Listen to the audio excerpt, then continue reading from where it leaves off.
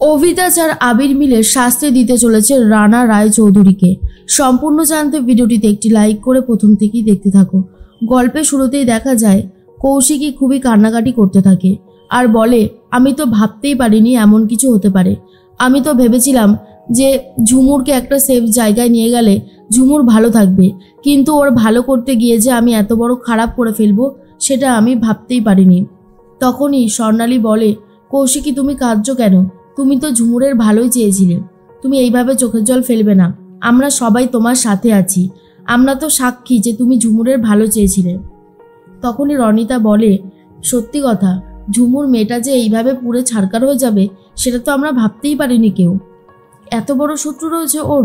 এর মধ্যেই তমালিকা বলে, মেয়েটা সারাক্ষণ আমার পাশে পাশে থাকতো আর শুধু বলতো, বৌদিমণি এটা করে দেব, বৌদিমণি ওটা করে দেব। আজকে সেই মেয়েটাই আমাদেরকে ছেড়ে চলে গেল, এ তো আমি ভাবতেই পারছি না। তখনই বারবার করে কৌশিকী বলতে থাকে, আমার জন্যই তো হয়েছে বলো। আমি যদি ওকে এই বাড়ি থেকে বার করে না নিয়ে যেতাম তাহলে তো এমন দিন দেখতে হতো না। সব কিছু আমার জন্য ছারকার হয়ে গেল। আমার এত কষ্ট হচ্ছে সেটা আমি আর কাকে বোঝাবো। তখনই সৌকর্য বলে, আমি আরও একটা কথা ভাবছি আবিরকে নিয়ে। আবির এবার নিজেকে কি করে শান্ত করবে? প্রথমে পেখম, তারপর ঝুমুরকে ও নিজের দায়িত্ব সহকারে নিজের বাড়িতে নিয়ে এসেছিল। এখন বুঝতে পারছো তো কত বড় একটা রিস্ক নিয়েছিল আবির। আর এই আবির এবারে কি করে নিজেকে সামলাবে?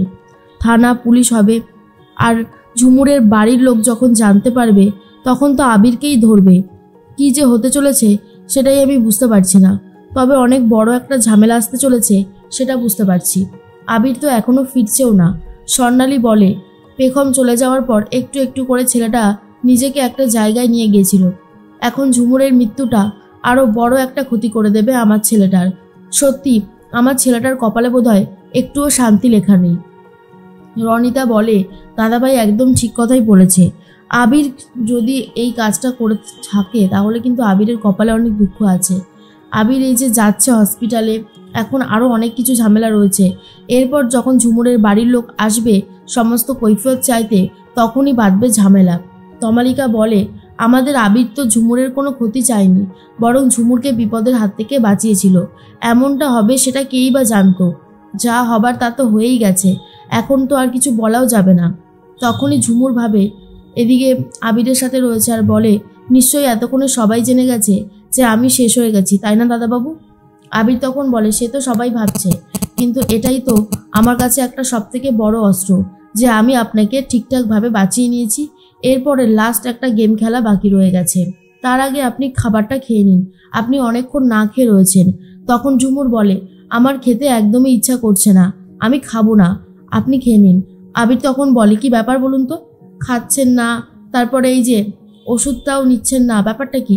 না না, এরকম করলে হবে না কিন্তু ঝুমুর, আরও বেশি করে শরীর খারাপ হয়ে যাবে তোমার, খাবারটা খেয়ে নাও। কিন্তু ঝুমুর খেতেই চায় না আর বলে, আমার একদম ভালো লাগছে না, আমার সব সময় না কেমন একটা ভয় ভয় লাগছে। আবির তখন বলে, ভয় পাওয়াটাই স্বাভাবিক একটা ব্যাপার, কিন্তু আমি তো তোমার সাথে আছি, তোমাকে ভয় পেতে দেব না।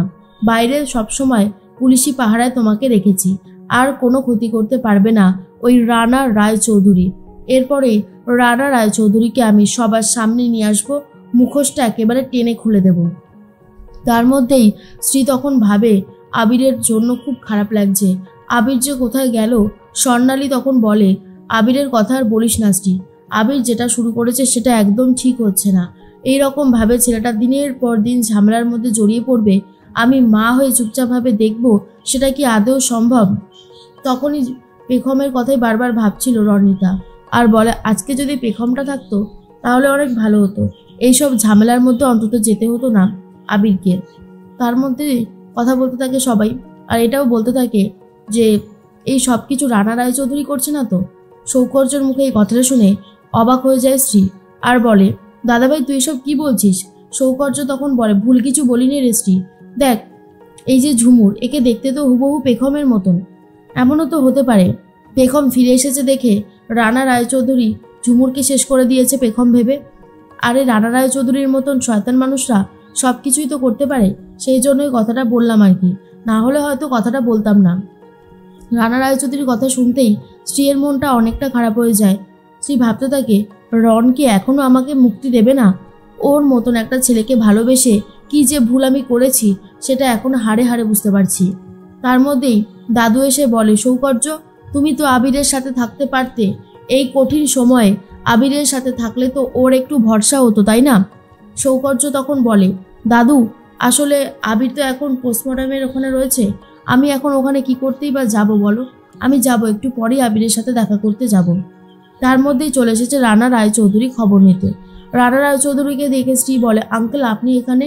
রানা তখন বলে, হ্যাঁ, খবরটা পেয়েই তো চলে আসলাম। এই বাড়িটা তো এখন নিজের পরিবার বলেই মনে করি। আমি তো ভাবতেই পারছি না যে এত বড় একটা সর্বনাশ হয়ে গেল। ঝুমুরের এই রকম মৃত্যুটা আমি যেন কোথাও একটা মেনে নিতে পারছি না। স্ত্রী তখন বলে, কি বলবো আর, সবটাই কপাল। ভেবেছিলাম এইবারে হয়তো একটু একটু করে সবকিছু ঠিক হয়ে যাবে, কিন্তু না, ঠিক আর কোনোভাবেই হচ্ছে না, সবটাই বেঠিক হয়ে যাচ্ছে। তার মধ্যেই আবির বলে, ঝুমুর তুমি এখানে নিশ্চিন্তে থাকো, আমি একটু বাড়িতে যাব, বাড়িতে গিয়ে সবার সাথে একটু কথা বলে আসি। ঝুমুর বলে, আপনি এখানে থাকবেন না দাদাবাবু? আবির তখন বলে, না, এখানে আমি তো এখন থাকতে পারবো না, আমাকে তো একটু বেরোতেই হবে, না বেরোলে তো কাজগুলোও হবে না, সেই জন্য আমাকে একটু বেরোতে হবে, আর তুমি একদম নিশ্চিন্তে থাকো। এরপর আবির নিজেই খাইয়ে দিচ্ছে ঝুমুরকে আর বলে, খেতে তো হবে, না হলে চলবে কি করে? হ্যাঁ, শোনো, একটা কথা মনে রাখবে, তোমার দাদাবাবু তোমার কোনো বিপদ হতে দেবে না, সব সময় তোমাকে যেমন আগলে রেখেছে ঠিক সেভাবেই তোমাকে আগলে রাখবে। আর তার থেকেও বড় কথা, তোমার এত ভয় কিসের?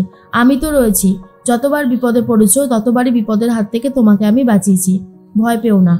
এর মধ্যেই বারবার করে অভিতাজকে ফোন করতে থাকে আবির, কারণ অভিতাজের সাথে কথাটা বলতে হবে, অভিতাজকে জানাতে হবে সবটা। এর মধ্যে কৌশিকীর সাথে কথা বলে রানা রায়চৌধুরী আর বলে, আবিরকে একমাত্র তুমি শান্ত করতে পারো, তোমাদের বিয়েটা আর ফেলে রেখো না, যত তাড়াতাড়ি সম্ভব তোমরা বিয়েটা করে নাও, হাতে সময় খুব কম, বলা তো যায় না আবিরের আবার কি মনে হবে, তখন আরও কিছু গন্ডগোল করবে। স্বর্ণালী তখন বলে, আপনি একদম ঠিক কথাই বলেছেন, যত তাড়াতাড়ি সম্ভব কৌশিকীর সাথে আবিরের বিয়েটা দিয়ে দিলে আমিও অনেক বেশি নিশ্চিন্ত হব। এর মধ্যে অভিতাজ বলে, কি ব্যাপার বলো তো আবির, কি বলতে চাইছো তুমি আমাকে? আবির তখন বলে, তুমি এত বড় একজন অফিসার, তোমার চোখেও ধুলো দিয়ে দিল ওই রানা রায়চৌধুরী। অভিতাজ তখন বলে, কি বলতে চাইছো? রানা রায়চৌধুরী আমার চোখে ধুলো দিয়েছে? কিভাবে? কই, আমি তো কিছু জানি না। আবির তখন বলে, তুমি জানবে কি করে? আসলে তুমি তো সেদিকে খেয়াল পর্যন্ত করনি।